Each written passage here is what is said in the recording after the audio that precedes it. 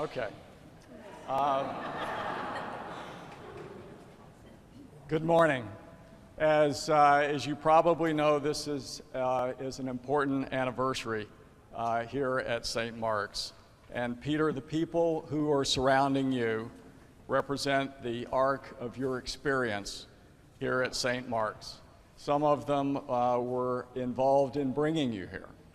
Others were there at your installation, and all of them represent the ministries and the vestry that with whom you've worked over the years.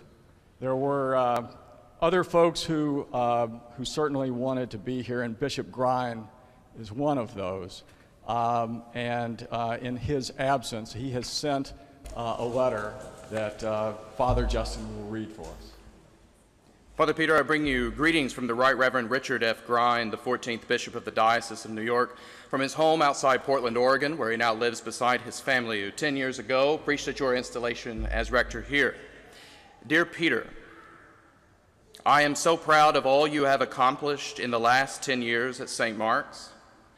From the time I first knew you, I recognized a steady, thoughtful presence and have always considered you to be such a good guy. All bishops have their favorites, and I count you among mine. On one of the hardest days of my life, you led me through the difficult task of saying goodbye and burying my sweet Anne. I will always be grateful for your kindness and guidance on that heartbreaking day. We are now on opposite coasts, but I look forward to our continued friendship in the following years. Faithfully in Christ, Richard.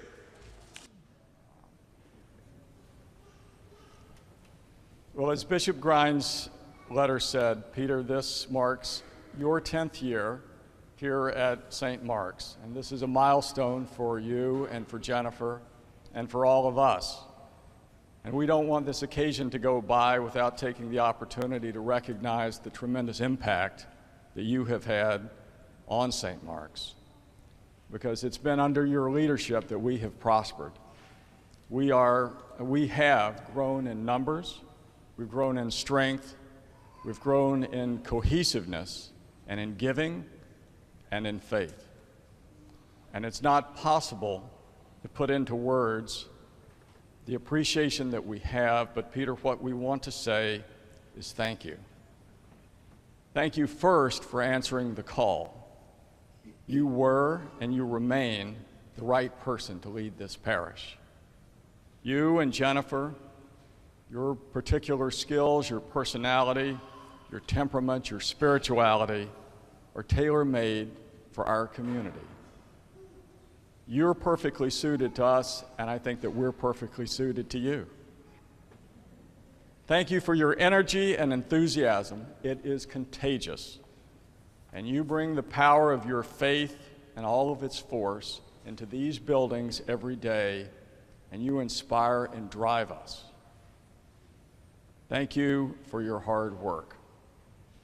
And folks, that is an understatement. It's been my privilege most recently to observe Peter and understand what his job really entails. And I can tell you it is incredibly long hours and dealing with a litany of difficult issues. It's not easy running an organization like this, but the church itself is involved in our lives in an intimate way, and that means being involved in many of the good portions of life and many of life's more difficult moments. And Peter, I've never seen you back away from those challenges. In fact, you've run towards them and embraced them. Thank you for your sacrifice. And Jennifer, thank you for your sacrifice as well. The two of you have consistently put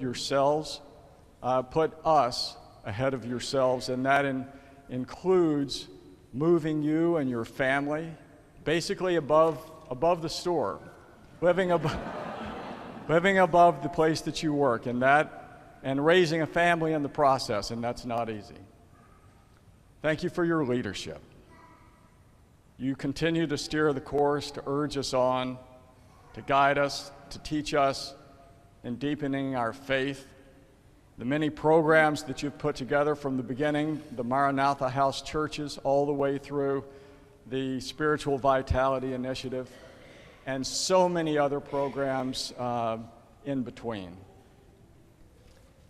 And Peter, thank you for your love. There could be no other force that drives you, compels you to serve this community in the way that you do. Your love of the Lord and your love of us. And we want you to know, all of us want you to know that we love you back. If nothing else, the benefit of an occasion like this is that it gives us the opportunity to pause and to express in a way that maybe we don't do every day the gratitude that all of us have for you, and to tell you how much we appreciate everything that you're doing, all of your efforts, and to tell you how glad we are that you have made St. Mark's your home. Thank you.